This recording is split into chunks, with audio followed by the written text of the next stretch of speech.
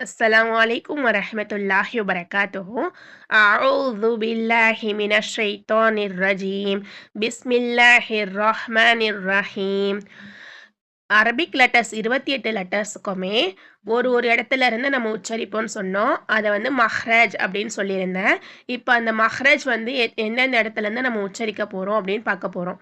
மஹ்ரஜ் வெளிப்படுற இடங்கள் வந்து மொத்தம் 5 இடங்கள் இருக்கு. அந்த 5 இடத்துல இருந்து தான் ஒரு இடத்துல இருந்தும் லெட்டர்ஸ் வந்து பிறக்குது.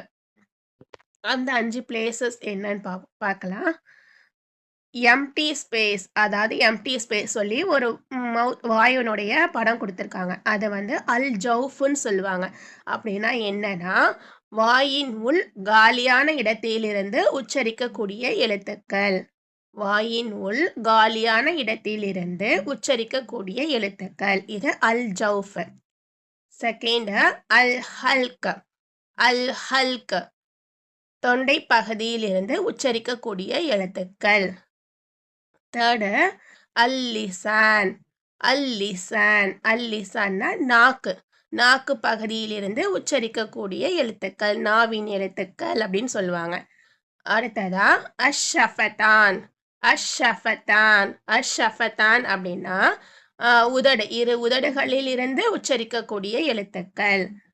அஞ்சாவதா அல் ஹைஷும். அல் ஹைஷும் அப்படின்னா மூக்கு தண்டியிலிருந்து உச்சரிக்கக்கூடிய எழுத்துக்கள்.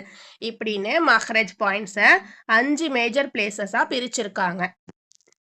அப்ப பொதுவாக மஹ்ரஜ் வெளியாகும் இடங்கள் 5. அது என்னன்னு கேட்டோம்னா, அல் ஜவுஃப் வாயின் உள் காலியான பகுதி, அல் ஹல்க் தொண்டை பகுதி, அல் லிசான் நாக்கு பகுதி, அஷ்ஷஃபத்தான் இரு உதடுகள், அல் ஹைஷும் மூக்குத்தண்டு.